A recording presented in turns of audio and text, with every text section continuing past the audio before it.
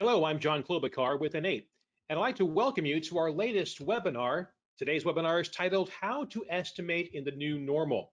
Our presenter today is Rick Deans, who is Executive Vice President of Industry Engagement at InEight. In this role, Rick works with InEight's largest and most strategic customers to ensure they're continuously getting value from the use of our tools. This includes working with clients during the pre and post implementation phase. He also heads up InEight's Industry Advisory Group, which provides valuable feedback to the company around industry best practices and product roadmap validation. Rick was part of the original Hard Dollar team and has been working with InEight customers for over 20 years. Now, if you have any questions as you watch this webinar today, please enter them in the box marked questions on your screen, and we'll answer a few of them toward the end of our program. Also, this presentation is being recorded, and we'll be sending you a link to the video in about a week's time. So now let's get things started, and let me introduce Rick Deans. Well, thanks, John. I'm looking forward to it. We're going to run through a variety of topics, starting off with what is business as usual, and what does it mean today versus just 6 months or a year ago, and what might that look like 6 months from now or a year from now. We're going to talk about collaborating with our colleagues, both internally and externally. We're going to talk about things that have always been germane to professional cost estimators: managing changes in risk, managing third-party, subcontractor, contractor, vendor relationships, and management of those. We're going to ask the question: is this a good time for some internal housekeeping? And if so, are there some things we could be doing along the lines of strengthening our organization by creating templates and assemblies and looking at benchmarking? Managing for the long term, what are some of the ways that we can better leverage technology, continue to leverage technology in ways that maybe we haven't really embraced previously? And then we'll certainly leave some time at the end for some questions and answers. Well, let's dig right in. One of the things we've found, by and large, across our customer base is that construction is deemed an essential business by many of the governing bodies that make those decisions. So with that comes some challenges as well as some opportunities. What are some of those challenges? Well, many offices, including our own, are either closed or have restrictions in terms of how many people can collaborate within a certain space at a certain time, maintaining social distancing, mask usage, all that stuff that we hadn't really given much thought to 6 or 8 months ago. Many of us, work is something that we do. It's a part of our being a human being, but it's not necessarily 100% of it, nor should it be. So now that many of us are working from home, how do we balance that with other responsibilities and commitments that we might have, either in the community, to family, to friends and other professional organizations, etc.? For those of us with kids, obviously a huge impact there. Schools were shut down. A lot of kids were trying to keep up with online classrooms, and we saw the schools and the teachers and the children sort of adapting to their new normal, not unlike what we've had to do. Many owners want their projects fast-tracked. While this facility is shut down, can we bring additional crews in here to accelerate some of the construction initiatives that we have? So with these challenges come opportunities. It's not entirely coincidental that our first opportunity aligns with the last challenge. As contractors, maybe part of what we want to do is offer those services to our customers that are going to put us in a better light with them. And maybe it is a good time for us to invest and to look at growing our company. If we're owners, maybe this is a great time to look strategically at our portfolio of ongoing projects and make sure that we're executing where we should be executing, and that we're good stewards of the capital that has been provided to us. I know certainly myself, I'm spending less time behind the wheel, right? I'm not driving into work for 30, 35 minutes every morning and 40, 45 minutes home in the afternoon or the evening. So that's better than an hour a day I'm getting back that I can use that time to be more productive. So that's certainly an opportunity. Um, One of the things that we see too is especially those of us who work with overseas colleagues and partners and teammates, it's not uncommon to see emails trickle in after hours. And, now that we're not going to movie theaters or restaurants or gyms or, really doing a lot of that, kind of stuff, it's not a Herculean effort to respond to a couple emails outside of normal business hours. So that's certainly an opportunity as well. We have more available time throughout the 24-hour day cycle. And then certainly opportunities are more time with family members and maybe even playing the role or helping to play the role of teacher with the youngsters in our lives.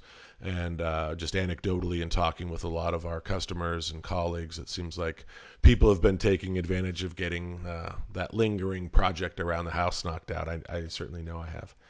So with all of this, again, there are challenges, there are opportunities, and looking forward, frankly, it's hard to tell. I certainly don't have a crystal ball on my desk. I can't tell when, if ever, we'll return to a pre-2020 business model.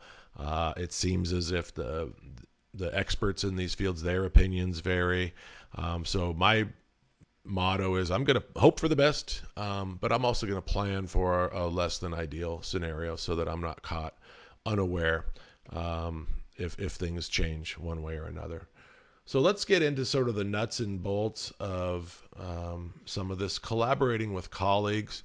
I think one of the things that we certainly see, especially with folks that are used to estimating in teams where maybe they're discipline estimators and if I'm the structural steel guy, maybe I can go talk to my colleague who's responsible for concrete or electrical and instrumentation. I can't walk down the office to the estimating coordinator's office and have a casual conversation in the kind of propped up in the door of his or her office. So the team members are no longer co-located. It's difficult to get to job sites that maybe we would have not thought twice about hopping on a plane and going to visit if they were out of our state or out of our region. And in-person collaboration opportunities are surely limited these days. We're finding that to be the case. So what are some of the opportunities we're seeing? Well, I'm certainly seeing when I attend a call with a customer or I'm participating in an internal review that they might be having, the meetings do seem to be much more focused. They're starting on time. There seems like a much more appreciation for other folks' time. Less time traveling that we just sort of lose by sitting in airports and waiting for flights and going to a rental car facility and then driving for an hour and a half to get to a hotel just to wake up the next morning and go to a meeting and race back to the airport. So that's certainly an opportunity. And one thing we've noticed too is on a relatively small scale, leveraging different types of technology. We're certainly using our webcams more in our interactions with our customers, and I'm seeing a lot of our customers use their webcams more than, say, they did a year ago.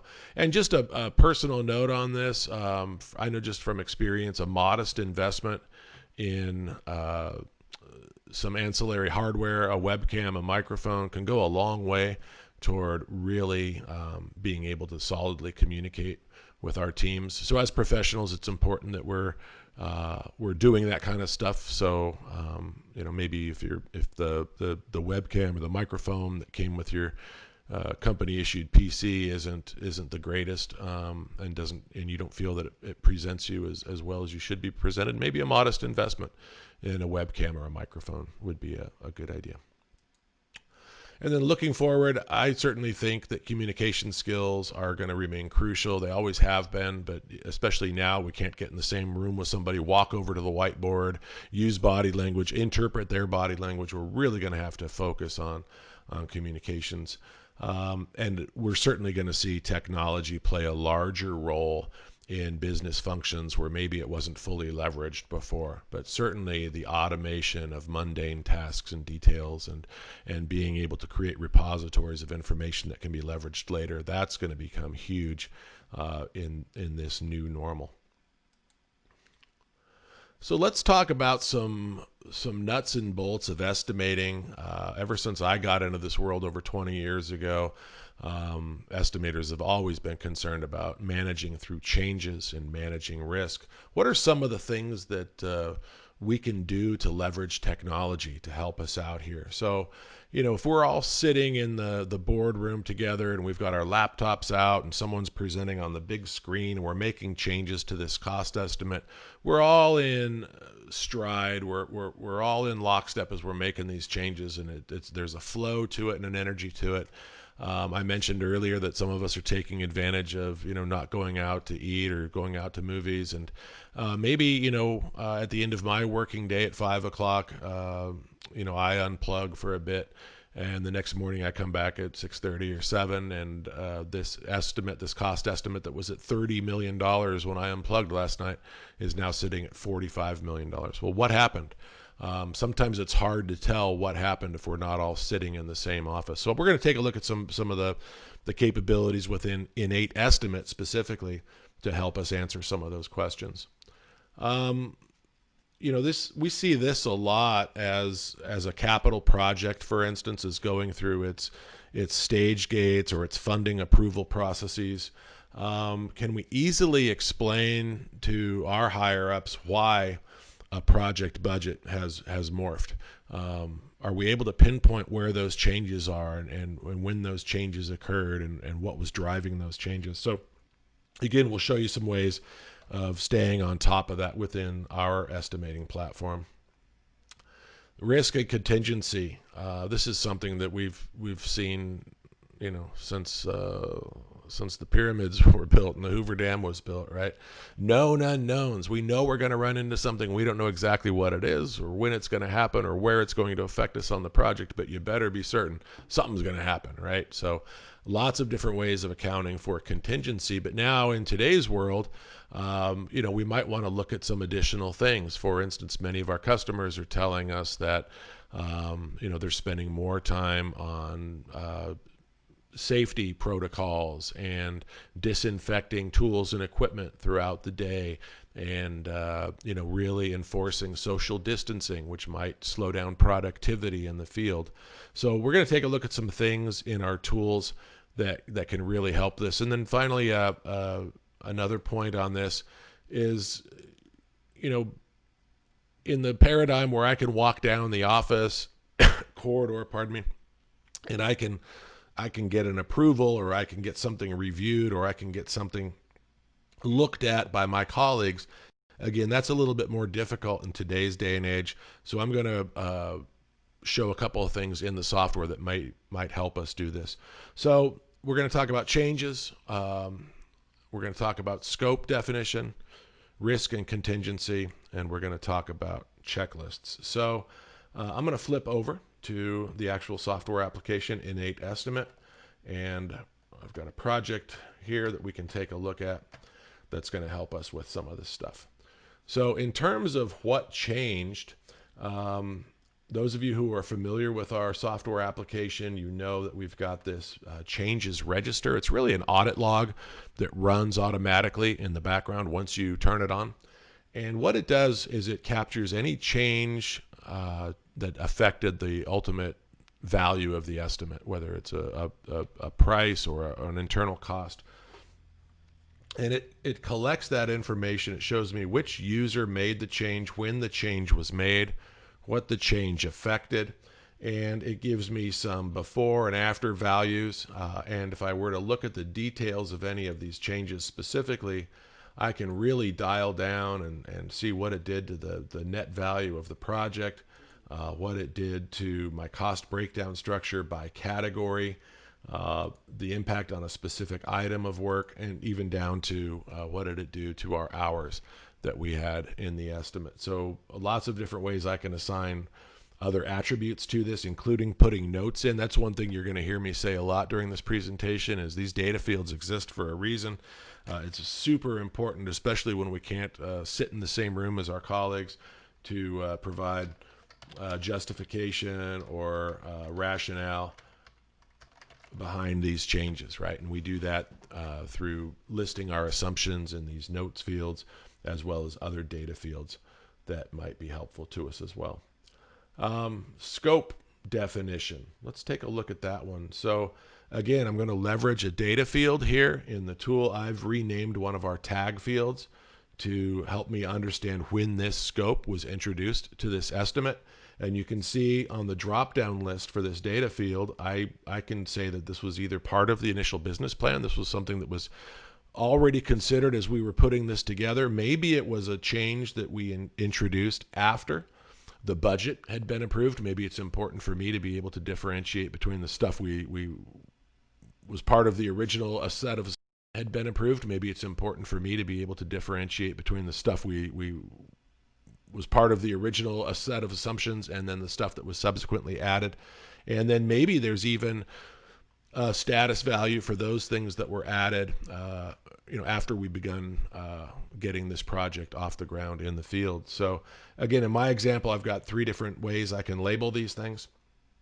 And what I can do then is I can maybe group the estimate or filter or sort the estimate by those status values. So really quickly, I can see how much of the estimate was included in the original business plan, how much was added after we got the budget approved, and how much was added during execution. So again, really great set of tools to help me answer the question when I'm asked, hey, we all agreed this was going to be a $50 million project. Why are we now looking at $70 million for this? Very easy to pinpoint those inclusions and refer back to those notes fields and say, well, here's the reason why we added this, and having some link off to some documentation that further supports that. That can be real time saver during those sorts of discussions. Risk and contingency.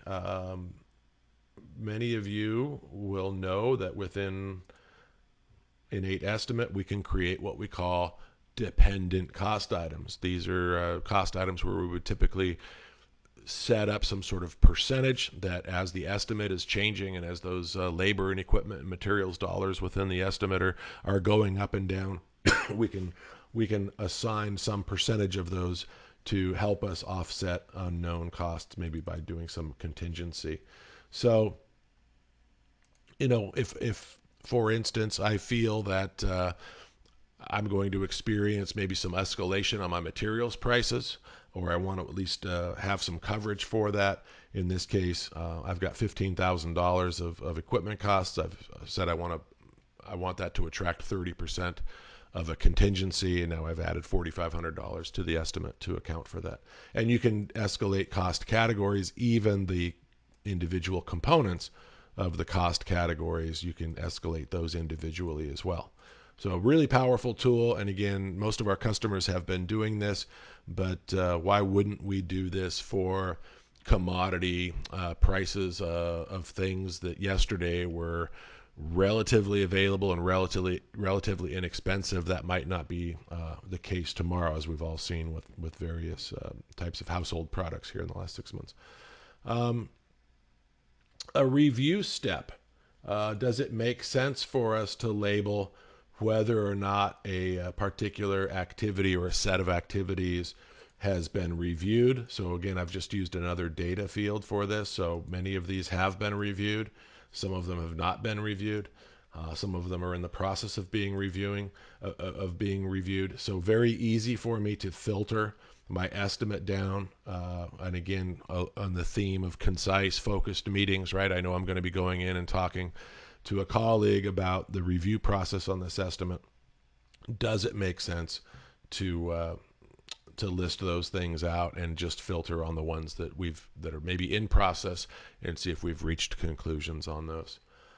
Many of you know that within Innate Estimate, you can attach an embedded Microsoft Excel workbook. I've seen many customers create almost like a pre-flight checklist of things that the estimator should be thinking about as they're putting this estimate together. And you can, in addition to labeling each line item within the estimate, if I really wanted to take that a step further, I could use that embedded Excel workbook to create a more elaborate checklist and really keep track of the progress of this estimate, what's next, ball in court responsibilities, et cetera. And that can be really helpful because that's right here inside of the estimate file. It's not a separate spreadsheet that I'm maintaining on my hard drive or that I've put away in some really clever location on a SharePoint folder where no one else can find it. It's right here within the estimate. So anyone with access to the estimate can then open up that workbook and look at that checklist worksheet within that workbook and kind of pick up where someone has left off. Third party, managing contractors, subcontractors, material vendors. As we talked about earlier, the relative availability and cost of something yesterday, 6 months ago, is not necessarily guaranteed tomorrow or 6 months from now. So the recommendation here is just maintain close contact with those parties that are going to come in and provide goods or services. Will delivery of long lead items or commodities even be affected? Those of you who are using our schedule integration know that you can call out long lead items specifically and look for those key dates on which they're going to be needed on site, and just make sure that the quote packages are aligned to ensure that. We can use plug days for subcontracted activities. That means even though we don't have our own resources in there and we're not putting in durations for the tasks ourselves, we've offloaded that to a third party. We can still show that on the schedule, so any sort of predecessors or successor activities can take those durations into consideration as that logic is being applied. So really important that we're maintaining our communications with those service providers just to make sure there aren't any surprises. We certainly don't want to have crews waiting for materials to arrive so they can install them, and those materials are nowhere in sight in the supply chain. So again, we want to flesh that stuff out as early as possible. Use those data fields within the quote management tool, within the quote records, to really denote those conditions. And document, right? Put notes in there and specifying durations, lead times, etc. Site walkthroughs may be difficult to perform because, again, we're not traveling, we're not getting on planes. 6 months ago, it might have made perfect sense to hop on a flight to the next state over to walk through a job site. So are we leveraging resources such as electronic models? One of the exciting things we're doing here at InEight is we're tying the quantities and other attributes associated with model elements, we're tying those to actual cost items within the estimate. So as I'm reviewing visually some components within a model, I can see what those attributes are, and then I can tie those back to specific line items within my estimate. Very easy to keep track of quantities I've already taken off or accounted for, and as we get design iterations coming down, maybe it's really important for me to be able to see what's changed since the last time I ran this integration. So taking advantage of tools like models, even things as basic as Google Earth. Being able to identify, for instance, if this is a proposed site where we're going to build a new facility, without physically going there, I have a pretty good understanding of access conditions, any sort of restrictions, utility easements, etc., just from a set of plans, a drawing, or even widely available imaging software like this. So we're going to ask the question, is this a good time for housekeeping? We started off by saying, hey, construction is essential. Most of the governing bodies that make those decisions have have come down on the side of, yes, we still need to build things. We need to maintain our infrastructure. We need to build facilities. We need to keep things running along smoothly. But maybe for us, business has dropped a little bit. Maybe we're seeing a slowdown. Maybe some of our customers are impacted more than perhaps other organizations. So might this be a good time to sharpen our proverbial saw, right? And some of the ways we can do that is by building out templates. Templates are just collections of cost structures and activities that can be pre-built and used again and again and again by users. So if I'm going to be doing a wastewater treatment plant, an estimate for a wastewater treatment plant, I can pull up my wastewater treatment plant template and maybe make some changes to some quantities, maybe remove some scope, maybe add some scope. But I'm starting from a point of editing rather than starting from scratch and trying to remember, gee, what are all the things we need to consider when we put an estimate together for a facility like this? On sort of another level lower than that is this concept of cost item assemblies. And this is a set of tools that we've developed within Innate Estimate that allow for really an interview style takeoff to occur. So an end user can answer some questions. What are we going to build? Well, we're going to build a facility. Okay, great. How many floors does the facility have? It has 6 floors. What kind of facility is it? Well, it's a mixed use residential commercial facility. Okay, great. Maybe that leads the way to some more questions being asked and answered. And most users will interact with these cost item assemblies by providing those inputs. These are typically built by a few people within the organization, but they're leveraged by all. And the results, what you get after answering those questions and clicking the button, is sort of an organizational best practices approach to building that type of facility or for putting that type of estimate together. So we're going to take a look at some examples here. Benchmarks. I know I've talked with a lot of you about benchmarking over the years, and it's a really exciting set of capabilities. What I normally hear is, yeah, we really need to do that. We absolutely have to do that. But first, we got to really standardize on some agreed upon coding structures. And maybe this is a good time to do that. Benchmarks can be super valuable in helping me validate the cost and the effort associated with doing a bit of work that I have some history on. They really let me leverage my organizational history in a way that is efficient, and especially now that I can't walk down the hall into Bob's office and pull one of the 3-ring binders off the back of his bookcase and blow the dust off it and open to the concrete page. All of this data is available within our tools, and so I should be able to perform those benchmarks without having to have access to those physical artifacts. So let's take a look at these sort of one by one within the application, because I think these are worth spending a little bit of time on.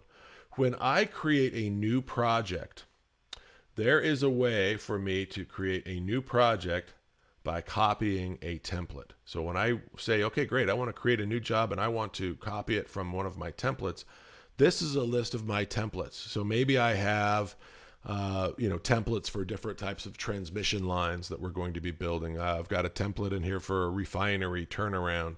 I've got a template in here for a road and pipe job, or maybe I'm going to be doing some work on a boiler unit and I've got a template for an economizer. So those templates can include best practices approaches to building out that sort of work. It's great. It's like a shopping list. Do you need to consider this? Do you need to consider this? Do you need to consider this? Once I've copied the template, I'm in my own estimate file. So if I need to add or delete items, modify existing items, I could certainly do that. But those templates are great ways of ensuring that regardless of who is estimating that next project, whether they have 20 years of experience or they've just joined our organization recently, they're all sort of using the same set of data as the beginning of that estimate. Let's take a look at cost item assemblies. These are really exciting. What cost item assemblies allow you to do, and I'll just do this as if I'm a user walking through the process. I'm going to be estimating a warehouse that we're going to go out and build. So I'm going to drop in a cost item assembly as a subordinate, in this case as a subordinate to the project row. And it's going to give me a list of all of the different assemblies that I've got access to within this particular project. I'm going to select the warehouse wizard. And what it's going to do then, it's going to prompt me through a series of questions. In this case, I have 9 questions that I'm going to ask. I'm going to be asked that I'm going to answer. And watch what happens when I change these variables up top. Take a look and see how some of this data downstairs changes. So if the length of the warehouse, we're going to be 800 feet. And if the width of the warehouse, we're going to be 375 feet. And again, as a user, I'm just answering questions. What's the height of the warehouse? It's going to be 45 feet high. So you see many of these are numeric values that I would just type in a number. I can also pick from a list. What's the exterior wall system look like? Are those going to be tilt-up panels? Is it going to be metal siding? Is it going to be concrete block? Each of those answers would drive different results down here. This is a preview of what I'm going to see when I actually bring this into the estimate. And you can see in our example here, we've got how many dock doors. We're going to have 2 dozen. We only need 7,500 square feet of office space. And we're only planning for 100 parking spaces. So again, gives me a really good idea based on some very basic inputs. I've got a pretty elaborate structure downstairs here that is going to pop right into my estimate, and that has resources, durations, productivities based on what those inputs generated. So all the way down to the anchor bolts and the structural steel embeds, they're all included here in this initial version of the estimate. Now I can begin to refine this. If I need to go back and answer a question differently, I can always go back and edit my cost item assembly inputs. If I needed to change the number of parking spaces from 100 to 125, very easy to do. And again, my estimate has been updated as a result of that. So that's cost item assemblies. Again, typically these are built out by a few people in the organization, but they can be leveraged by everyone. And I don't need to have 20 years of estimating experience to be able to answer those 9 questions by looking at a set of plans or a set of drawings. But all of this rich detail comes along on the back end because they were set up by someone in my organization who knew what sort of output they wanted to generate. And then finally, I want to talk about benchmarks. Benchmarks are just simply ways of comparing an existing estimate, an estimate we're working on right now, comparing that against our history. So this is a multidiscipline project. If I open up the civil group, and we're going to be looking at some concrete here, I can see here's a task for doing some form work.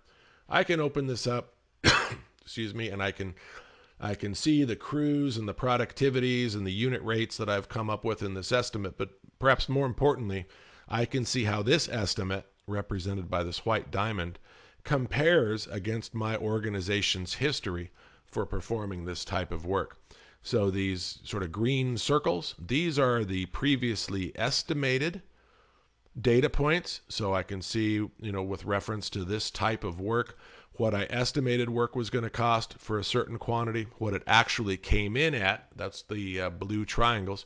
So you'll see as I hover over any of these data points, I can get some really good data. The orange square in the middle, that's going to be my average for performing this work. So you can see my cost per primary unit for this work is a lot higher than what it's been in the past. In fact, I've never estimated it to be this high, and only once in my history has it actually come in higher than where I'm estimating.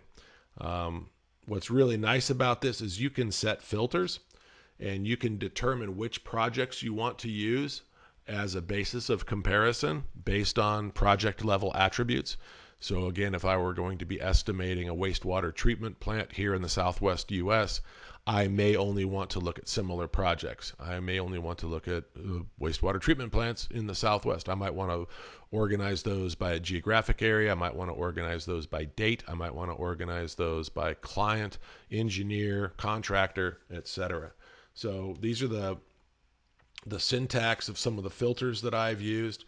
And then these are the auto-included data points. But even if I wanted to come in here and selectively turn some of these on or off, I would have that flexibility as well, and redrawing that scatter graph on the grid.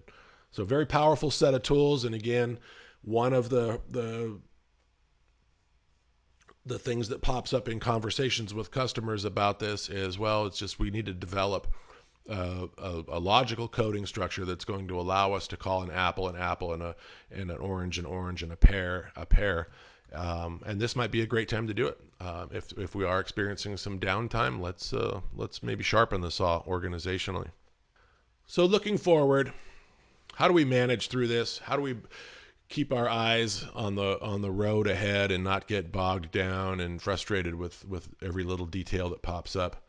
I think it's fair to say that strategic decisions will likely change, as do the conditions around us. And I'm not talking about fundamental values, right? I'm not talking about safety and quality and cost control. Those things are always going to be very, very important in construction. What I'm talking about are, maybe the way we solve a problem today is not the way we solved it yesterday, and it's maybe not the way we solve it tomorrow. But having the flexibility in our approach to solving problems is really going to be paramount. As we discussed earlier, the things that were readily available and relatively inexpensive 6 months ago may not be the case today. So we need to understand that, and we need to sort of roll with the punches, if it were, as it were. One of the things that that I'm certainly seeing now, and I'm sure is going to happen, is that those organizations that are able to quickly adapt to changes in their markets and changes in their industries, they're going to really have a competitive advantage, because everything around us is changing at a rate that I certainly haven't seen before. And then organizations that are able to identify and monitor those trends and changes to those trend lines, being not only able to respond to those changes, but to predict those changes, can be a huge competitive advantage. And as we get more and more data, and we're able to perform more and more analytics with that data, and really have those analytics connected to our everyday work tasks, we're able to surface more data. We're able to make more sense of it in less time, and really look for those trends, look for those opportunities that might be arising, and be able to plan for those. And if there are risks, let's be able to mitigate those. If there are opportunities, let's be able to accelerate development towards those opportunities. And then I'll talk a little bit about, this whole collaborative approach. Many of us are working from home. We're spending a lot of time online with colleagues. What sort of tools are we using to communicate with each other? So, we've certainly been leveraging a wide variety of tools, and depending on which client I'm interacting with, we're using WebEx, we're using Skype, we're using Teams. I know a lot of folks out there are using Zoom. But more importantly, what are the tools within the tools that we should be leveraging? So within some of these applications that I've mentioned, are we taking the extra time to learn how the annotation features work? Are we using the chat box in our presentations, etc.? This has always been the case, but I think now more than ever we need to be sensitive if we're presenting even to our internal colleagues, or if we're presenting to an external third party. Let's be concise and focused, and appreciate the fact that our audience is probably rushing from another meeting prior to ours, and rushing to another meeting after ours, and so let's be impactful with our statements, and be concise and succinct, and really be focused, and get our point across. Again, whether it's we're internally reviewing an estimate, maybe we're going out and making a presentation to a client. When I say going out, I mean we're going outside of the virtual walls of our organization, right? But let's be respectful of that. Hopefully I'm not breaking any of those rules with this presentation. And then, one of the things that we've certainly seen is almost all of our software implementation and training services are being performed remotely today, which is 180 degrees different than it was a year ago. So it's not a perfect substitute for in-person interaction, but we certainly have seen several efficiencies realized through this approach. And again, we're always looking for creative ways that we can deliver value to our constituent market, our customers, and the folks that rely on our products and services. All right, thank you, Rick Deans, for that great presentation. We now move into the live Q&A portion of the webinar. So Rick, we do have a question that's come in, a couple of them actually. So the first one we have is, are the assembly templates available in the estimating software out of the box, or does the estimating organization have to set those up themselves? No, that's a great question, John. I think we certainly have samples that we can provide with the software. When I'm out working with customers, they typically want those to be dialed in to their productivity rates, their specific resource utilization, et cetera. But we certainly have some samples, and we can guide people through the process of putting those together for sure. Okay, we'll move on to a few others that we have that have come in from our viewers. When you showed a Google Earth image, how would you take off elements to import quantities into Estimate? No, that's a great question. The Innate Estimate software actually has integrations with 2D takeoff tools. So if we can convert that to a JPEG or a PDF or any kind of a 2D flat file, all we would need to do is just simply within that software set up a scale that 1 inch equals a kilometer or whatever that might be. And then we have some tools that would allow us to bring that data into Innate Estimate as well as keep it updated. I think that particular set of tools does a great job of letting the user know what's already been imported and what's changed since it's been imported.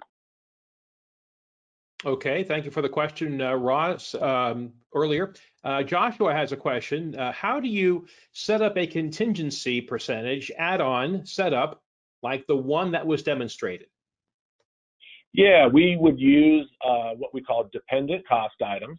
And what those are costs that are a function of other costs that are occurring in the estimate. So I can set up a contingency amount, for instance, at the X% of my labor costs or Y% of my material costs. And then as I'm working in the estimate, changing those, what we call subject costs, as my labor and equipment costs go up and down, those percentages will remain intact, and I'll always be calculating a contingency based on those. Okay, thanks for the question, Joshua. And again, if you have any more questions as we're having our Q&A session here, just submit those questions into the box on your screen, and we'll get to them as they come in. So, Rick, you mentioned plug days when taking quotes from subcontractors. How would this work when integrating with a scheduling system like P6 or Microsoft Project? Great question. Yeah, so when we integrate with scheduling tools, we can really manage 2 durations. So when we're getting a quote from a subcontractor, if they say it's going to be $10,000 and it's going to take 16 days, both of those elements are key to analyzing that contractor's viable bid package. So when we're using the schedule, we would use what we call plug days, and as opposed to sort of calculated or productive days, these don't really need any sort of detail behind them. I can just put a placeholder out there and say it's going to take 16 days without any underlying data or productivity that's going to calculate that for me. And another question, how has this transition affected InEight? You know, we talked earlier about how construction is deemed an essential business, and that's keeping our customers working. And I think we've done a great job of pivoting to deliver our training and our services and supporting our customers online. We offer cloud-based solutions for the industry, and I think we're seeing more and more organizations really have a need for that sort of collaborative, cloud-based, system-based solution where people can collaborate and they don't necessarily need to be in the same room as we've been talking about. Okay, so we don't have any more questions yet that have come in. In addition to the ones we've just answered, I'll pause here for just a couple of seconds to see if anyone has any more questions. If you do, please get them in now, or else we will be wrapping up our broadcast. So it doesn't look like, Rick, we have anything more, but would you like to make any closing comments before we wrap up our presentation? I just wanted to thank everyone for taking time out of their busy day. I know things are stacked up. People are pulled in all sorts of directions now in this new normal. And we're really excited that folks took the time out to visit with us. And we hope it was informative, and we hope that perhaps people learned something, or at least reinforced what they were thinking as they came into the session. One other one that's popped in. What's the difference between Bluebeam and Innate? Yeah, great question. Innate is really a cost estimating engine that takes into consideration all of those finite details, where the other product is more of a visualizer, or a way to, for instance, annotate PDFs. So I look at them as more complementary than sort of competitive tools. All right, Rick, fantastic job. I thank you for the presentation. So that will be a wrap for this webinar. And we thank you so much for tuning in. To learn more about Innate, as well as our broad portfolio of construction project management software, visit InEight.com and click on the Request a Demo button.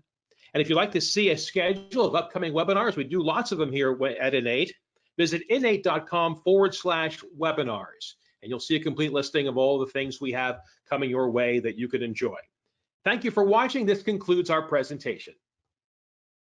Thank you.